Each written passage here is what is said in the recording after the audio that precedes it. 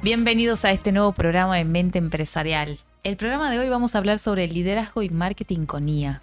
¿Qué es esto de la IA? Esta inteligencia artificial que viene acelerando tanto los procesos, todas las áreas operativas más que nada de las empresas, y cómo hacemos para ir adaptándonos a esta metodología y esta herramienta que va creciendo tan rápido de una manera tan exponencial. ¿Qué vamos a hacer? ¿Qué nos espera? ¿Cómo se van a adaptar las empresas a esto? Y nosotros como personas también, ¿cómo vamos mejorando en nuestra organización y nuestra productividad? Un mail que antes nos costaba 10, 20 minutos armar, hoy nos lleva menos de 5 minutos y es una optimización increíble del tiempo de cada persona y de las empresas en sí. Para eso trajimos a un invitado muy especial, ya lo vamos a presentar, para que nos hable desde su perspectiva cómo es y cómo se maneja el liderazgo en las empresas y el marketing con inteligencia artificial. Pero antes que nada, por favor les pido que comenten, compartan, se suscriban a este canal y nos ayudan un montón. Ahora le doy lugar a mi socio y compañero Pablo Páez para que nos hable sobre Nexo News. ¿Qué tenemos de novedades hoy? ¿Cómo estamos, gente? Qué tema el de hoy, la verdad muy optimista por esto, porque a mí me encanta también, todo el mundo sabe, sobre todo los que me conocen, el fanatismo que tenemos por la IA, creo que todo el mundo, esto es lo que vos decías de la optimización del tiempo, de los procesos. Bueno, hoy la verdad con un experto que nos va a sacar muchísimas dudas, vamos a hacerle preguntas muy buenas. ¿Para qué? Para que se pueda explayar y sobre todo para que ustedes que están del otro lado puedan aprender mucho mejor, porque hay algo que no solo que la IA es el presente, sino que ha venido a quedarse por mucho tiempo. Contarle un poquitito lo que decía de Nexo News, novedades en la agencia. Estamos ahora nosotros en una misión comercial, ya hicimos un adelanto la semana pasada, ahora el 3, 4 y 5, 6 es el MWC, que es el Mobile World Congress, que es en Barcelona, en el Foro FIRA. No solo que vamos, sino que en este caso voy a estar participando con un stand para el grupo OnePage. Ya no solo lo han confirmado, hoy ya directamente ya tuvimos la inscripción. Estamos muy felices por eso y algo muy bueno, ¿por qué? Porque vamos a través del Ministerio de Asuntos Exteriores de la Nación, vamos con 25 empresas y el día, ese es 3, 4, 5, 6, el día 7 nos vamos a Málaga, a un polo tecnológico muy grande y después nos vamos a un polo tecnológico de inteligencia artificial a Lisboa el día 10 y 11 de marzo. Así que todo esto se da en el marco de la Semana de Argentinos Tecnológicos en España, que les llamaron, es algo medianamente nuevo. Así que muy feliz, sobre todo el crecimiento del grupo OnePage, la unidad nueva que nosotros tenemos que es Disrupti, con nuestros 2 productos desarrollados con IA, entre tantas cosas. También vamos a mostrar nuestro gestor de proyectos que es DOT, ¿sí? Muy similar, como ya hablamos, a Trello y Asana, y que tiene muchas cosas y que ya lo estamos implementando en la agencia, que salió hace muy poquito. Y bueno, y lo más importante, hacer networking y seguir creciendo. También, por último, vayan viendo nuestro portal, recuerden nexon-medionews.com.ar, ahí están las últimas noticias tecnológicas. Esta semana estamos por abrir una categoría, la categoría de negocios, ¿sí?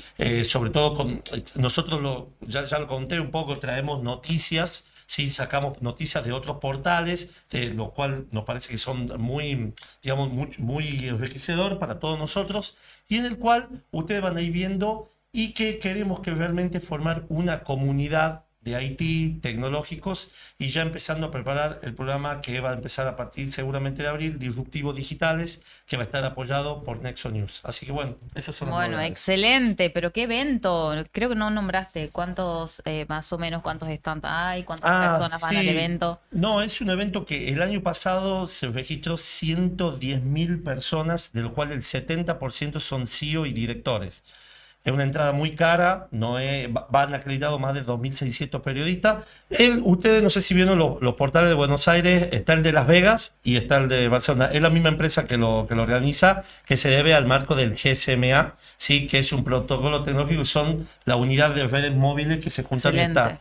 Está ya Mauro, me contaba que ya están la gente de España, digamos el equipo que va embajador de España ya lanzó su video, a nosotros ya nos pidieron el nuestro. Impresionante. Así que bueno, muy contento. Impresionante. Bueno, desde allá esperamos que nos mandes tus videos, las notas, grabado, queremos mucho pasar contenido, por acá, necesitamos saber qué está pasando. Bueno, excelente. Y ahora sí le damos la bienvenida a Federico Lixclet. ¿Qué apellido? ¿Qué apellido? A mí me cuesta pronunciar mi apellido.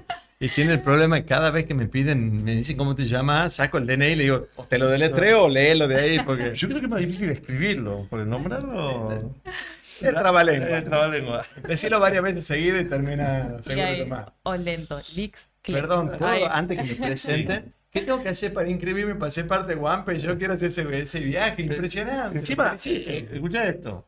Me dan 2 acreditaciones con una posibilidad de tercera. Y estoy solo, que en realidad voy a llevar a un Para un pariente segundo. mío. Sí. Gorda, suspende todo, no voy a estar en la provincia todavía. Bueno, ya sabes, todo pago de OnePage. ¿O no, Pablo? Todo pago de OnePage. Entra todo pagado. No, muy, No muy paga el bueno. Ministerio de Asuntos Públicos. Es verdad, Ellos. lo bueno que sí, que son como una especie de beca, Es como una financiación. una financiación que nos dan. Y bueno, y hoy Qué cerramos todo, así que muy, muy contento porque para el grupo, y sobre todo esto, no solo vamos una semana, nos quedamos un mes, mes y medio, porque ya de por sí había una misión comercial de ver qué había allá, y ya tenemos hablado a algunas empresas ir a visitar, etcétera. Cuando se dio esto ha sido como, no sé, anillo al dedo.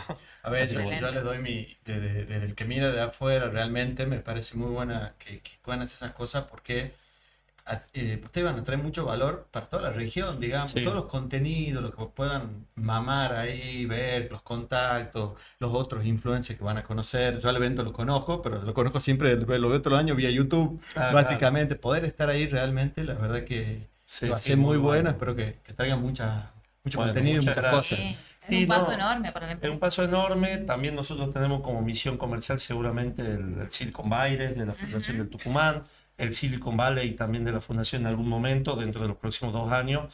Pero Eh, bueno, ahora este evento es tremendo, evento así que tremendo, a sí, disfrutarlo bueno. a Sí, este. sí, total, que es muy total. bueno. Bueno. Bueno, Fede, contanos, ¿qué es esto de la transformación ágil? ¿Por qué de repente te veniste hacia ese lado? ¿Estuviste capacitando Scrum en las empresas? ¿Qué es Scrum? ¿Por qué las empresas tienen que tener esta metodología ágil?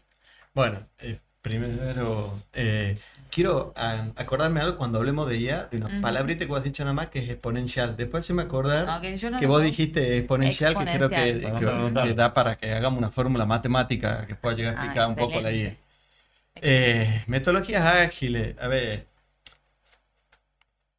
Voy a contar la parte personal, podría explicar, yo soy Project Manager, soy Scrum Master certificado por la Scrum Island International y un montón de otras cosas más porque me gusta estudiar básicamente, pero mi mente es muy creativa, con las personas que tenemos una mente creativa, yo tengo muchas cosas, diseño, soy fotógrafo, cocino, me gusta todo lo que sea Un mix. creativo y vivir bien. A veces nos pasa que somos muy buenos para crear cosas nuevas, pero no tenemos método de trabajo. Volamos con muchas ideas y con los años de experiencia, digamos, de trabajar, de formar equipos de alto rendimiento, etcétera, yo con los años fui madurando y dándome cuenta de decir, che, está muy bueno tener muy buenas ideas, llevarlas a cabo, muchas son exitosas, algunas fracasan, pero si no hay una metodología de trabajo, si no hay una palabra que a veces, me acuerdo una vez teníamos haciendo una selección en una empresa, debatíamos sobre si haciendo una visualización estratégica para una empresa, el dueño, que era de una generación, digamos, de hoy, una persona de 60, 70 años, decía que quería poner la disciplina Sí. como valor. Entonces, el hijo del dueño y a algunos le decíamos, mirá, la disciplina hoy, si querés captar talento joven, qué sé yo, puede ser vista como algo medio milico, no sé qué, no sé cuánto. Después te das cuenta con la vida que no estaba tan desacertado, porque Mira. la disciplina no es solo algo, no es ser estricto y riguroso y militar. Tener disciplina significa que voy a hacer tal cosa, que voy a poner toda mi creatividad, pero que tengo que cumplir con objetivos, tengo que cumplir con fecha, tengo que saber comunicarme con otro profesional de otra profesión, tengo que entender, yo soy programador, tengo que entender lo que hace el diseñador, o tengo que entender lo que hace el comunicador, lo que dice el contador, o el experto en finanzas. Entonces, sí quería resaltar el concepto de la disciplina, sobre todo para aquellas personas que son muy creativas, y eso fue lo que me pasó a mí. Dije, yo hace unos años formé un centro de innovación para EDET, para hacer la transformación de EDET y las empresas energéticas del norte, y armamos una especie de mini Google en el último piso de la empresa, con todos chicos jóvenes, bla, bla, bla. Y claro, ahí yo descubrí que para tener éxito teníamos que tener realmente una metodología de trabajo. Yo tenía Claro. mi metodología de trabajo y ahí tuve la oportunidad de trabajar con una chilena que era experta en metodologías ágiles. Me dice, mira, lo que vos estás haciendo es Scrum, nada más que sin darte cuenta. Claro. Claro. Entonces ahí surgió la posibilidad de ir a la Scrum Alliance International, hacer la certificación. Y ahí descubrí esto de decir, che, esto de implementar metodologías de trabajo no te restringe, porque al principio uno cree que esto de poner reglas de cómo hacer, tengo la meeting, tengo la planning, tengo que hacer esto. No, no, decía al contrario, te hace ganar tiempo, te ordena, te hace que vos puedas medir y saber qué está haciendo cada miembro de tu equipo, que haya una buena comunicación. Otra cosa que yo también, a la hora de formar equipo, siempre digo, ¿por qué creen ustedes que se equivocan las personas en la empresa? Generalmente. O sea, tiren bolazos. Porque no tienen procesos. No se Tiene que ver organizan. con eso. Sí, no se organizan. No se paran, no Primero- toman su tiempo para pensar. Bueno, las dos son válidas, pero lo que yo me he dado cuenta, porque no tienen toda la información. ¿Qué pasa? A veces una persona, alguien delega con alguien algo y le pide que haga algo, pero si no tiene toda la información, si no tiene la visión Sí. general del proyecto, de para qué lo están haciendo, una visión más 360, o sea, el programador sabe que tiene que hacer esta página que sea responsive y que uno haga clic en el botón y mande un formulario. Ahora, si no sabe que detrás de eso hay un público tal, que tiene tal afinidad, que se está haciendo eso con estos recursos, Claro. si esos recursos son ilimitados o son limitados. Entonces, un poco lo que da la metodología ágil y el trabajo esto de transformación en la empresa es que haya una muy buena comunicación entre todos Claro. y que no importen los rangos ni la jerarquía, sino que todo, desde el director de proyecto o el project manager hasta el chico más junior que haya entrado, conozcan hacia dónde va el proyecto, qué es lo que se busca. Y así cuando tengan que tomar decisiones ellos, y no todas las decisiones tienen que uno delegue, tengan que estar supervisadas al 100%, no se equivoquen mucho menos. Y realmente el margen de error de una persona que tiene sentido común y gana de aprender, cuando conoce todo lo que la mirada, digamos, la visión de un proyecto, baja muchísimo el margen de error. En estas pequeñas cosas donde las metodologías ágiles son excelentes para implementar en tu negocio, en tu empresa. Claro. Buenísimo. Excelente. ¿Y cuáles, Fede, pensamos que son los errores más comunes en esta gestión del cambio? Decía que, por ejemplo, una empresa familiar, que siempre te encuentras con un padre y un hijo que ahora tienen visiones distintas, uno del presente o pasado y el otro del futuro. ¿Cuáles son los errores más comunes que te encuentras cuando tenés que implementar esto en una empresa? No sé si son errores, pero sí cosas que suceden. La primera que les aconsejo a cualquiera que haga ese trabajo de transformación, sobre todo en empresas familiares, es, no importa la formación que tenga, tiene que ser medio psicólogo. Claro. O sea, Sí. hay mucho de escuchar y de hacer de nexo entre, porque no solo hay un cambio generacional a veces en las empresas familiares, sino que a veces hay distintas opiniones, distintas miradas entre hermanos, entre primos, Claro. entre cualquier rango, cualquier Sí. relación familiar, hay distintas miradas, no solo la generacional.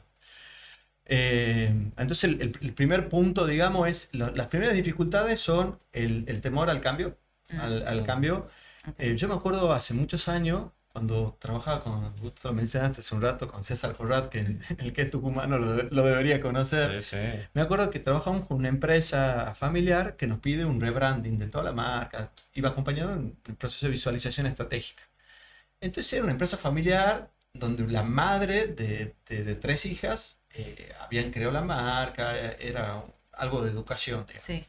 Entonces yo, sabiendo cómo iba a venir a la mano, que a la madre le iba a costar Sí. hacer un cambio de marca y todo, lo que hice fue hacer dos alternativas. Una que cumplía todo lo que habíamos hablado, agarrando la marca que tenían, pero mejorándola, profesionalizándola y dándole mucho sentido, y otro que era un cambio radical. Terminaron eligiendo la propuesta que uno quería, que era la primera opción. Y me acuerdo cuando esa madre al principio no quería saber nada, y cuando vio y empezó a ver el material, se largó a llorar.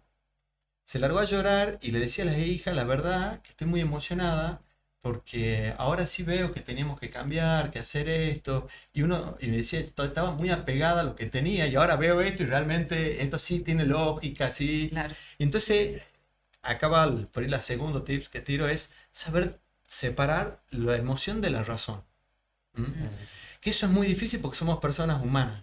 El empresario, el que toma decisiones, tiene que poner la razón por encima de la emoción. La empresa familiar está compuesta por relaciones emocionales. emocionales. Entonces, también ahí está la dificultad.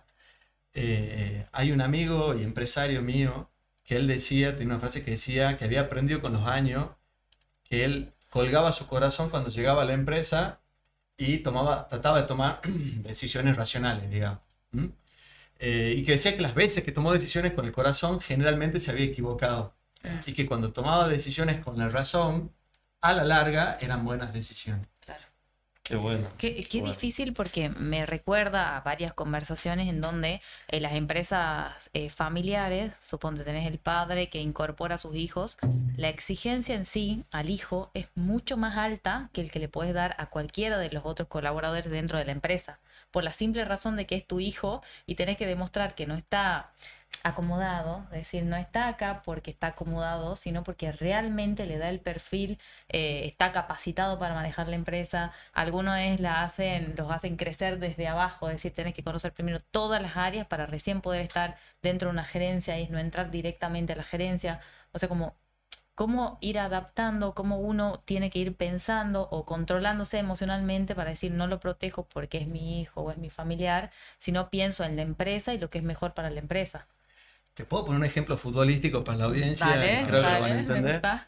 El Atlético de Madrid, ¿quién es el técnico? El Cholo. ¿Quién es hoy una de las figuras del Atlético de Madrid? El Cholito. Ay, El Cholo. qué Giuliano Simeone. Iba a decir Giovanni, que está en Napoli. Sí, sí, Giuliano. Giuliano la está rompiendo Sí. toda en el Atlético de Madrid. De hecho, debutó en la selección Hace poquito fue poco. convocado, la verdad que tiene lo que tenía su papá cuando era jugador, el Cholo, visto que Sí, garra, pero le agregó además mucha calidad técnica. Bueno, lo que vos decís es muy cierto, pero también desde el lado y desde el lado del hijo, muchas veces no están preparados para hacer lo que hizo el abuelo o el padre.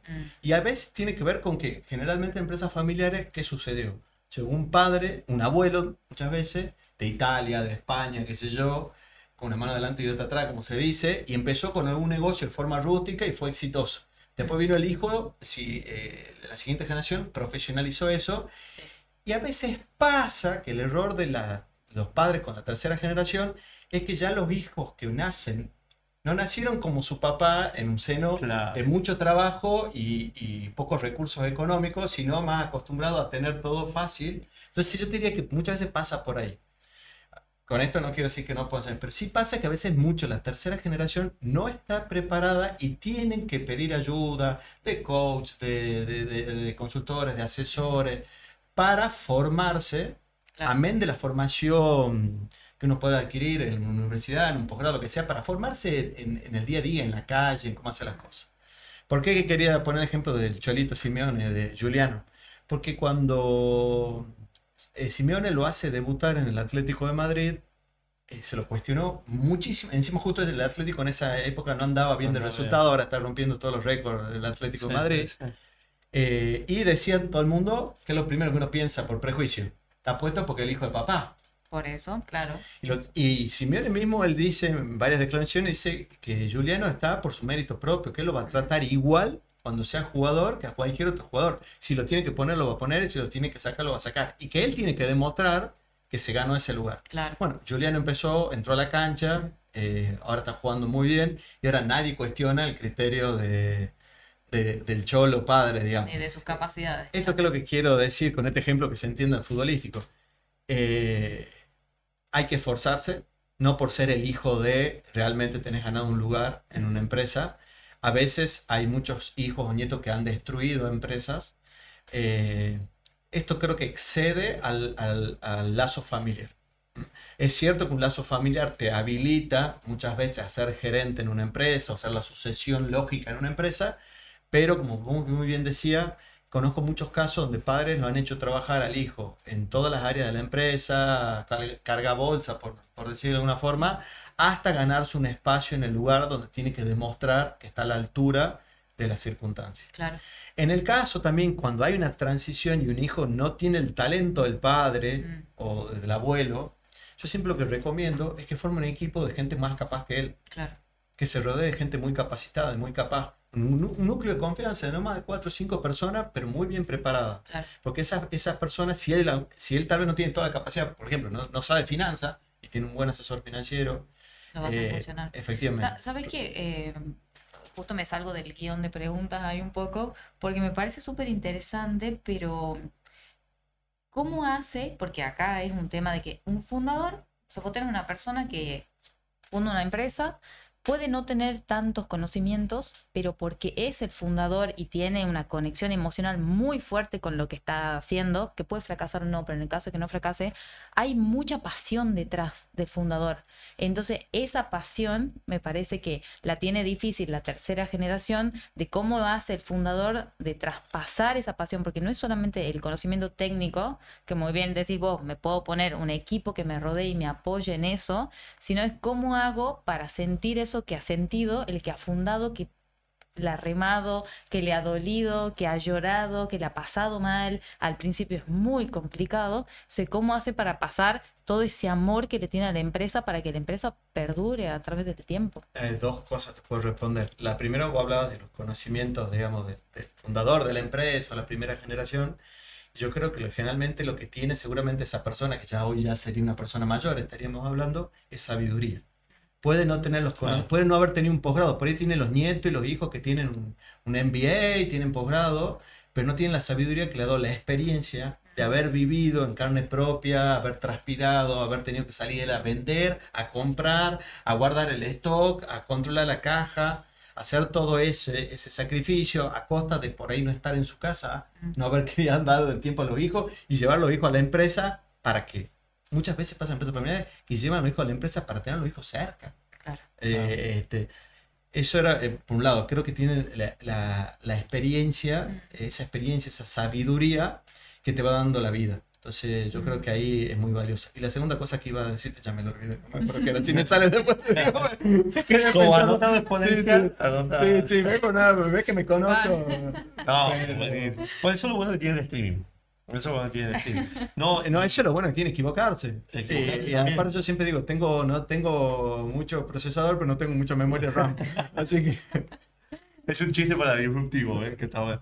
No, y sabes, también complementando que me parece muy bueno, está muy interesante el tema. Y aparte de transmitir la pasión y el sacrificio, estaba viendo ahora, hay muchos coaches, muchos líderes que están transmitiendo eso que de a poco y a tu hijo de chico le enseñes, por ejemplo, finanzas, pero jugando. Cosa que antes quizás no pasaba. Antes, vos no ibas a que un niño le iba a enseñar finanzas. Que le enseñé cositas de marketing, la famosa robótica educativa, programación para niños, todo ese tipo de cosas que vos vayas también despertando. Estás describiendo a mis hijas. Es que te juro, es que es así. Y va... Scratch. Olvidar. ¿No? Y qué voy a decir, ahora Roblox, Minecraft, todo ese tipo de cosas que vos estás haciendo que empiecen a sentir la pasión. Sí, y aparte son cosas transversales, porque te da, bueno, nosotros que estamos en el ámbito del sistema sabemos lógica, entre tantas cosas, y también la disciplina. Y ahí viene mi pregunta. Después, Pablo, sí. Pregúntame sobre lo que pienso yo sobre el futuro de la educación. Bien, encima nosotros somos apasionados, docentes también, nos apasiona. No, y esto del liderazgo, ¿qué tips podés dar para, sobre todo muchas veces hay empresas que están en tiempos de incertidumbre, que vos ves que el liderazgo está ahí? ¿Qué empresa no están en tiempo de incertidumbre en Argentina? Sí, es verdad. Yo creo que eso también nos da una capacitación que no lo tienen en otros lugares del mundo. Yo siempre digo, un suizo no está preparado. Te juro que es que vamos a cualquier parte del mundo y antes era solo la economía, ahora, bueno, ya vamos a hablar después de la inteligencia artificial, pero con la inteligencia artificial, con la pandemia, sí, o sea, o adaptarse o morir, básicamente. Pero sí. No, y eso, y qué tips de liderazgo da para las empresas, pero sobre todo para que generen, estamos hablando de gestión del cambio de equipo con éxito, ¿sí? Perdón, y tiene que ver con esto. Bien. A ver. Justo lo que me preguntaba. Y después el liderazgo. El liderazgo es la virtud que hace que los demás te quieran seguir. El liderazgo se enseña con el ejemplo, y esa era la segunda cosa que quería decir antes, que gracias por favor. La mejor enseñanza que puede dar un padre a un hijo para insertarlo en su empresa es darle el ejemplo. El ejemplo dice más que 1000 palabras. O sea, ¿viste la frase dice, mi imagen dice más que 1000 palabras? Bueno, el ver a su viejo que se levanta todos los días a las 6 de la mañana, que va a la empresa, no importa si llueve, truena, si es feriado, que la familia le insiste, papá, tomate vacaciones, vamos de vacaciones, pues Y el ejemplo es de ese padre que conoce desde, no sé si tiene una empresa de construcción, conoce todos los obreros, la situación de su familia, el nombre y el apellido, y después la empresa crece y después viene el hijo y tienen 300 empleados y no le sabe los nombres, y el padre le sabía los nombres a los 20, 30 que tenía. Total. Y comía asado al lado de ellos. Un buen líder dice poco con las palabras, pero dice un montón con lo que hace. El desafío del liderazgo es permanentemente poner lo que vos decías, Paula, hace un rato, pasión y acción a las cosas y que te sigan. Pero no tratando de ser líder. ¿Qué líder no busca ser líder? Se puede ser líder de forma innata, muchos los líderes son de forma innata, y también se puede uno formar para ser líder, digamos. Pero básicamente el ejemplo, hacer bien las cosas, predicar con la ética de trabajo.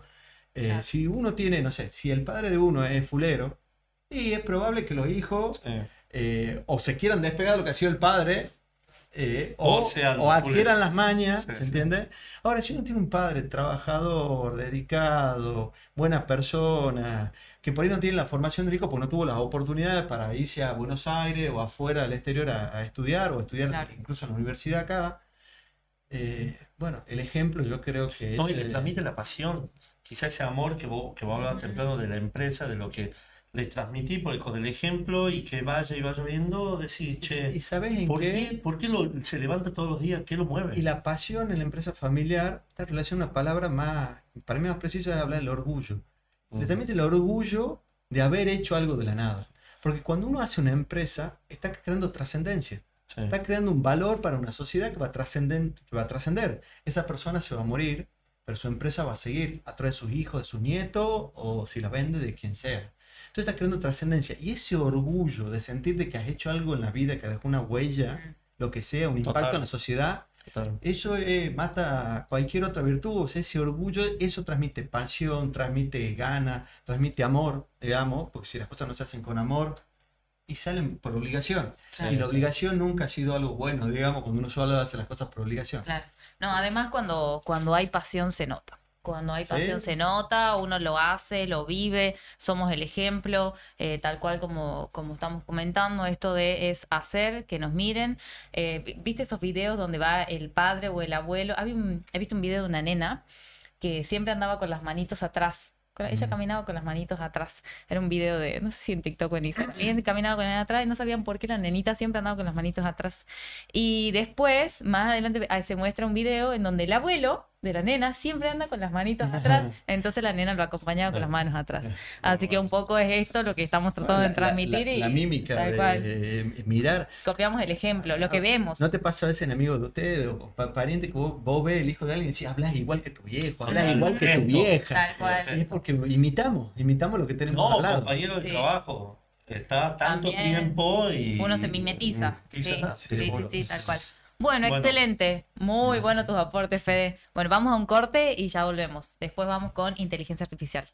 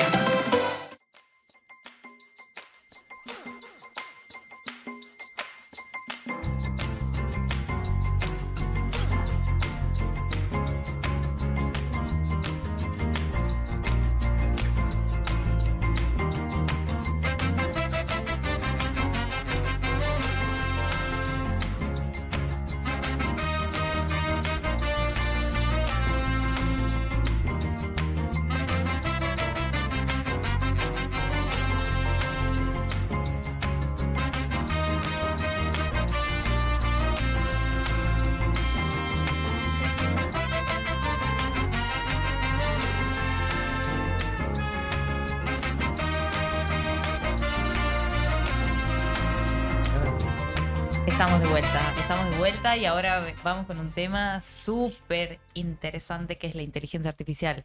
Le vamos a preguntar a Federico qué es la inteligencia artificial y me dijiste que anote la palabra exponencial, así que lucite. Bueno, primero entiendan que a mí no me gusta la palabra experto, qué sé yo, porque yo creo que cuando uno más sabe de algo, más se da cuenta que no es un experto, porque cualquier ciencia tiene miles de millones de puertas que se van abriendo. Y yo creo que uno va aprendiendo de algo, pero sí es algo que la inteligencia artificial, yo desde mi formación es netamente humanística, yo estudié comunicación, filosofía y teología. Las carreras de grado mías son esas. Después hice programación, matemática, millones de otras cosas más, pero siempre tenía pasión por la IA. Y yo hago unos procesos para la empresa que se llama visualización estratégica, que es un método propio, pero básicamente lo que se hace en toda la empresa es la definición de misión, visión y valores. Y yo tengo un método que construyo la cultura de una empresa en función de los valores. Y en esas presentaciones yo ya hablaba, desde hace muchos años atrás, de que se preparan las empresas porque la quinta revolución industrial iba a ser la de la inteligencia artificial. Cuando todavía nadie, muy pocos ámbitos se habla de inteligencia artificial. Yo hoy digo que me equivoqué. ¿Por qué? No considero que la inteligencia artificial sea la quinta revolución industrial, porque es mucho más que eso.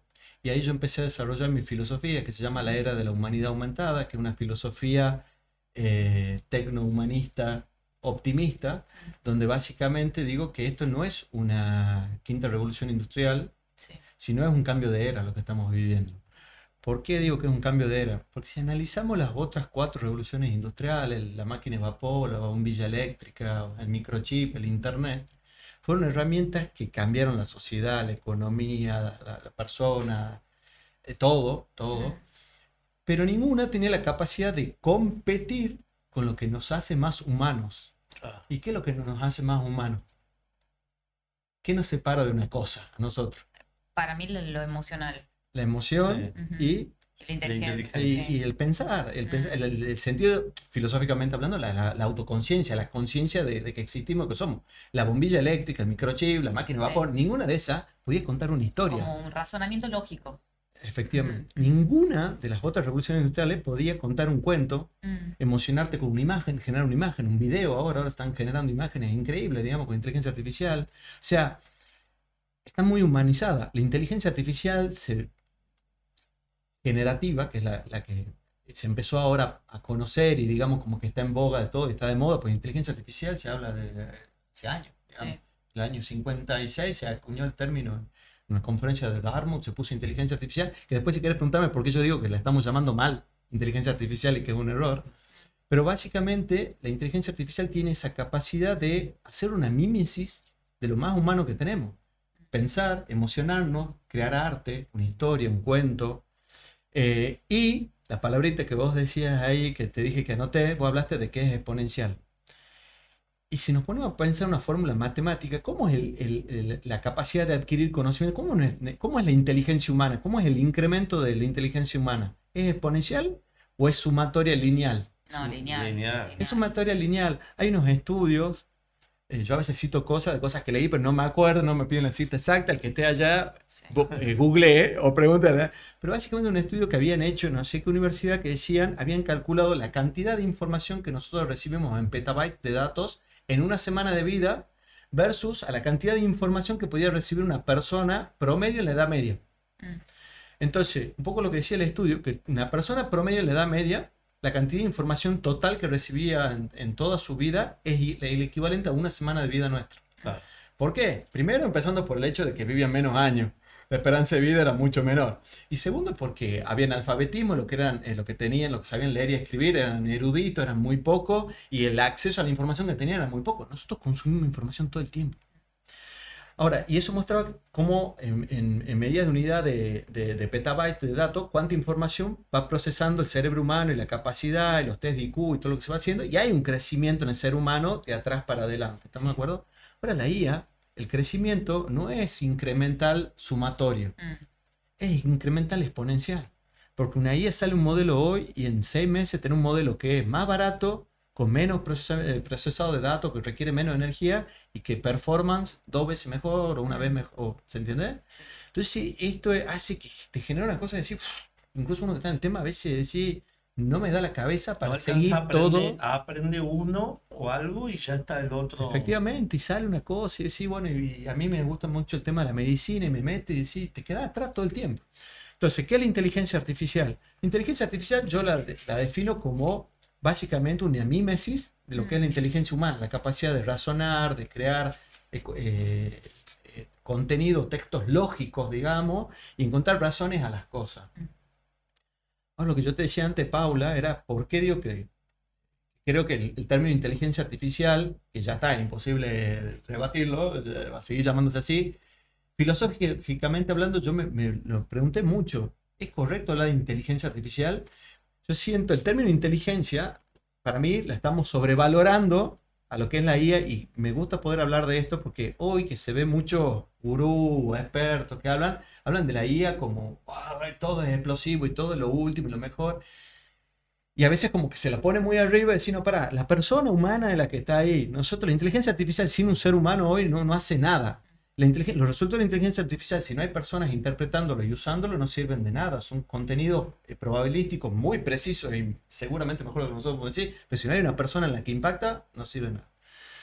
La inteligencia presupone una conciencia, entender lo que estás haciendo, saber que estás vivo. El ser humano es un ser consciente. Entonces, al hablar de inteligencia, ya estamos suponiendo, le estamos dando un carácter humanizador o humanoide, digamos, a esto, que yo digo, me parece más preciso hablar de razonamiento computacional.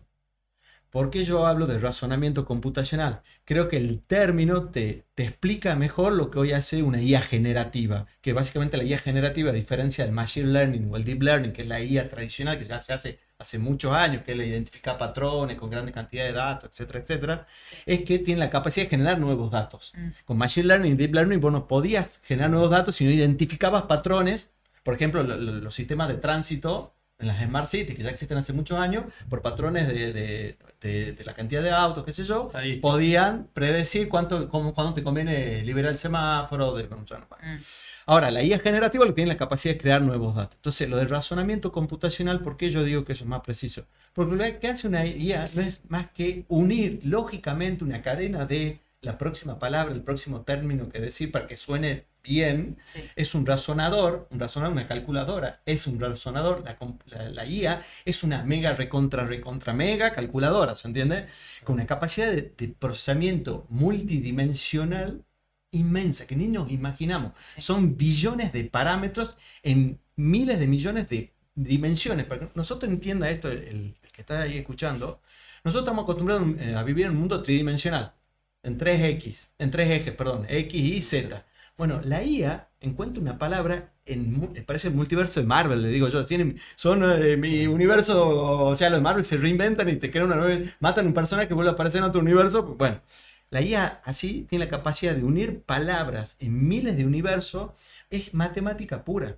Si yo, por ejemplo, a una IA le pregunto qué es un perro, la IA va a entrar un modelo gigante, imagínense ustedes en la audiencia, un cerebro aquí lleno de puntitos, y va a encontrar canino, perro, animal, en un vector que se divide en tres numeritos que van del 0 al 1 generalmente, de acuerdo al tipo de modelo, 0,5, y hay un vector donde dice, aquí está perro, claro, aquí está animal, cerquita, aquí está, entonces va uniendo eso. Ahora, si yo digo el día lunes, está lejos. Claro. Entonces lo que hace la IA generativa, con un paper que han creado los de Google en 2017, que es lo que cambia todo esto, con un paper que se llama Attention is all you need. Atención es todo lo que necesitas, es darle un peso a todo esto que se venía haciendo, para que a la hora de construir ese camino, cada palabra tenga un valor, y ese valor, si yo te pregunto sobre qué es un perro, te encuentras las palabras que definen de mejor forma qué es un perro, ¿se entiende? Entonces, la IA es un gran razonador computacional, de cómputos. Hace razonamientos lógicos, probabilísticos, matemáticos, que a nosotros nos sorprenden. Parece que estás hablando hoy, hasta tiene voz, y vos hablas con la IA y decís, wow, te ponen los pies de gallina. Bueno, es puro cálculo lógico a una capacidad, y ahí viene la palabra, exponencial, que nosotros no podemos tener. O sea, la IA tiene la capacidad de tener toda la información de todos los médicos del mundo y de todos los estudios del mundo. El mejor médico del mundo puede ser el mejor oncólogo, pero no tiene idea de pediatría, ¿se entiende? Claro. O de psicología. Claro. La IA tiene todo eso.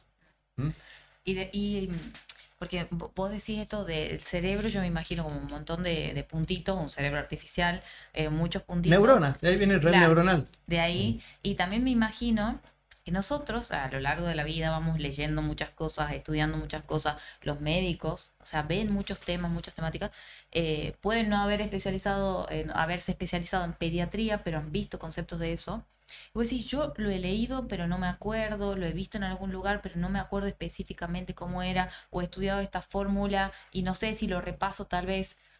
Yo creo que la inteligencia artificial, a diferencia de la persona, es que tiene acceso inmediato a esa información, que nosotros sí la tenemos, pero está guardado en alguna parte del cerebro, y cómo accedemos Pau, a eso. a tu frase, tiene acceso inmediato a la información, agregar una palabra y te queda perfecto. Acceso inmediato a la información procesada.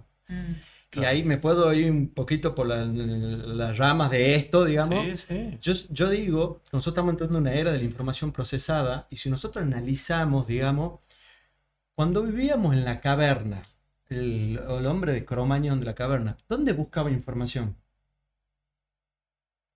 Lo estoy matando, yo pregunto a ustedes. La naturaleza para mí, o sea, por ejemplo, no sé, de dónde estabas ubicado, mirabas el cielo, las estrellas, constelaciones. ¿Qué hacían adentro de las cuevas? ¿Qué hacían dentro de las cuevas? Los pictogramas, dibujaban el arte de cazar. Sí. Y los que tenían la información, a los que acudían a los sabios. ¿El sabio quién era? El tipo que tenía 30 años, que era el viejo de la tribu, que ya le había caído un rayo, que lo había comido un dinosaurio, un león. No, dinosaurio no lo comió, pero sí. O que le había pasado, o que sabía que cuando tenía hambre tenía que salir a cazar y usaba una lanza. Claro. Bueno, acudíamos a los sabios. Evolución. Después vino el alfabetismo. Empezamos a crear lenguajes, digamos, lenguaje ya no pictográfico, sino, no me salió la palabra, no quiero, pero era el lenguaje cuneiforme, y después vienen los distintos escritura, digamos. Sí. No me sale ahora, que no tengo mucha memoria de caché, no tengo. Básicamente, bueno, empezamos a tener lenguaje. Después vino la alfabetización. Empezamos a tener libros. Entonces ¿a dónde íbamos a buscar información? A los libros. Después de los libros hicimos las bibliotecas. Buscábamos bibliotecas. Después las bibliotecas las digitalizamos.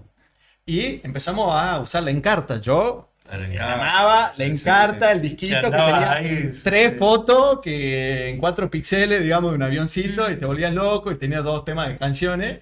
Bueno. Y después vino Internet. Wikipedia. Y apareció Google.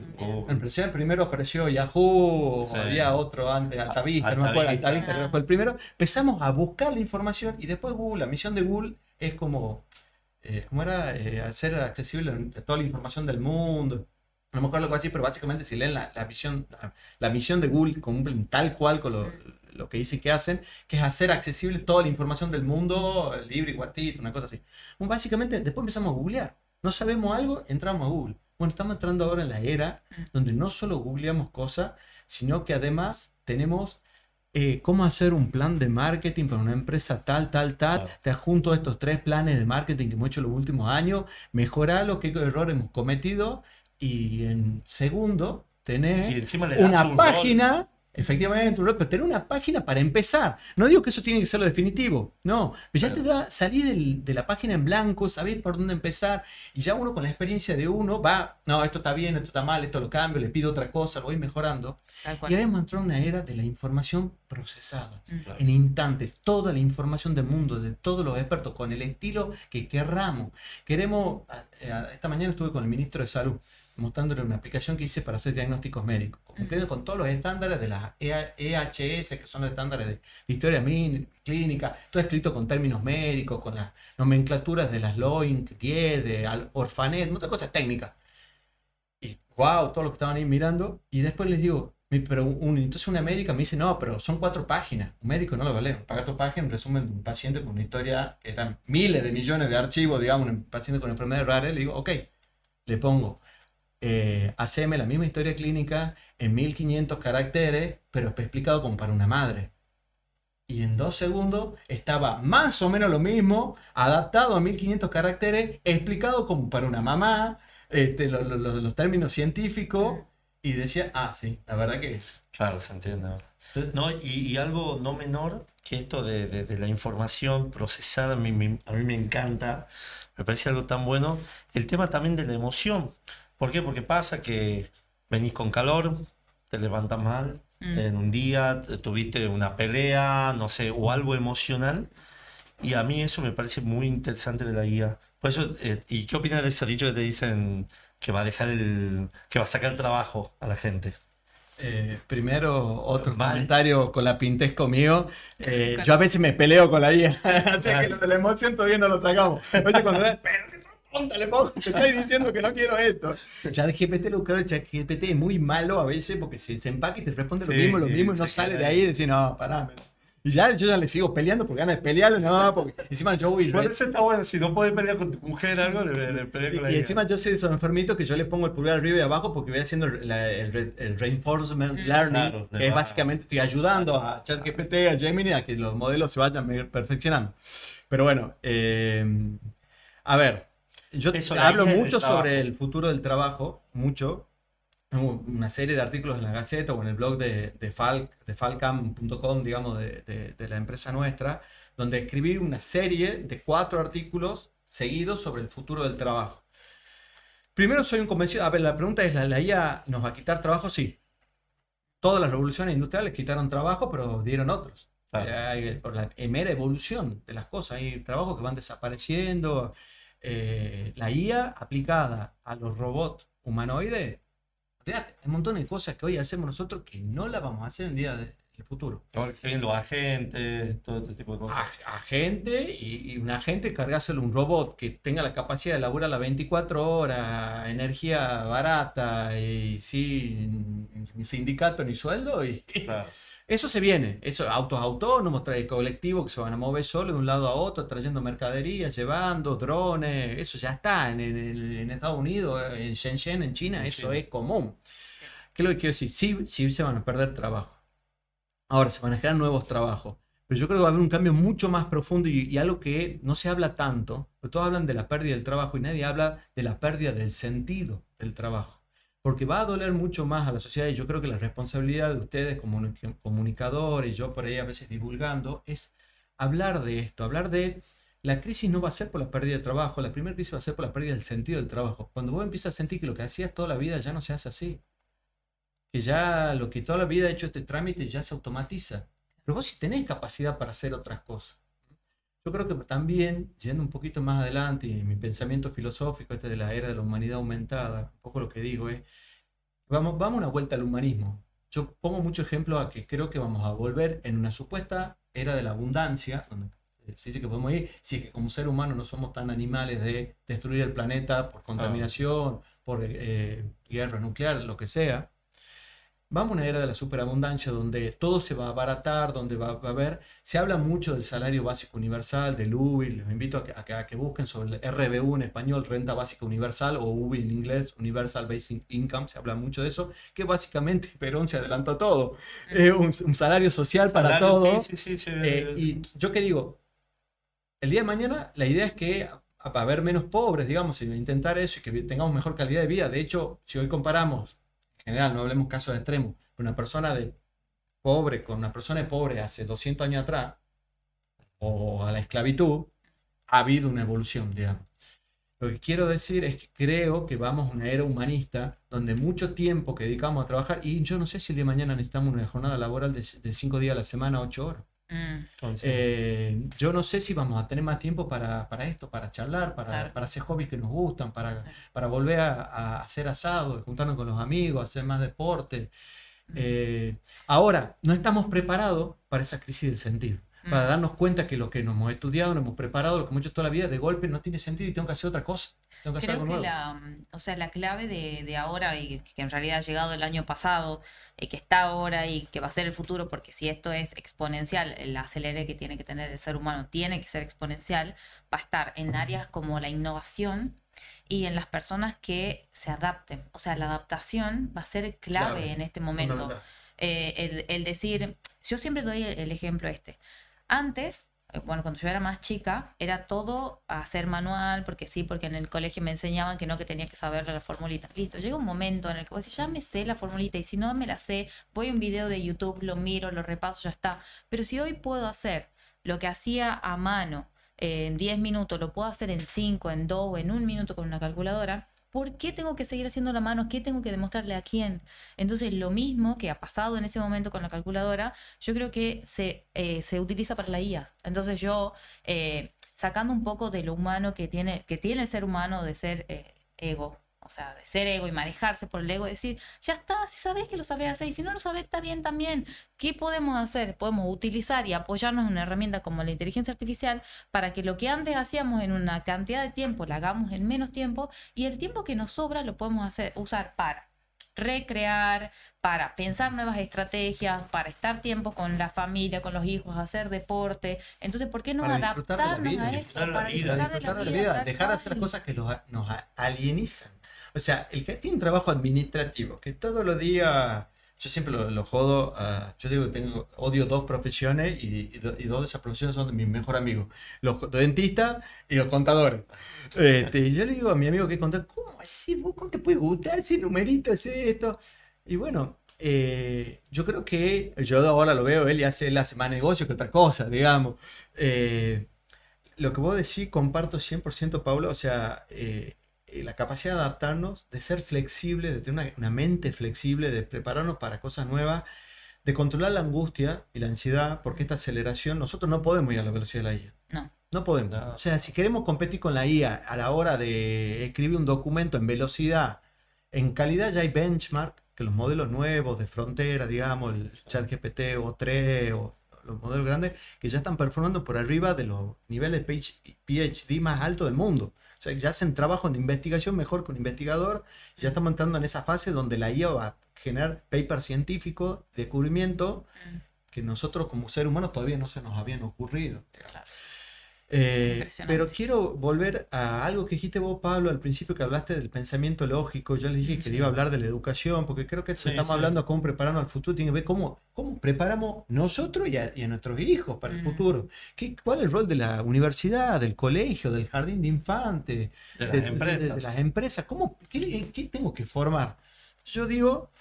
Yo hago una crítica profunda al sistema educativo, pero siempre digo, hacer una crítica y no proponer no hacer una propuesta es muy fácil. Entonces, hagamos una propuesta de qué hay que hacer. La forma de educar va a cambiar para siempre. Está por salir una herramienta que yo tengo acceso ya hace un año como tester de Google DeepMind, que se llama Learn About. Esa herramienta se puede entrar usando una VPN y anotándose una waitlist. Para los que quieren, busquen Learn About. Es una herramienta que con IA generativa, los modelos de Google, vos le tirás un tema y te hace infografía, imágenes, te trae video de YouTube, te va explicando. Tiene un botoncito espectacular que dice Go Deeper, que es como ir profundizando. Entonces vos le hablas de agujero negro y empezás, no sabes nada y vas profundizando y te engancha. Y vas estudiando que la educación del futuro va a ser hiper personalizada. Ahora, ¿en qué nos tenemos que formar para ser competentes el día de mañana, digamos? Yo básicamente hablo de 3 cosas que para mí son claves para la educación del presente, no del mañana, digamos. La primera es la curiosidad. La curiosidad-creatividad. ¿Quiénes son curiosos? Los niños. ¿Y por qué los niños aprenden tanto? Porque se preguntan todo. Entonces, lo primero que tenemos que formar en ser curiosos y creativos.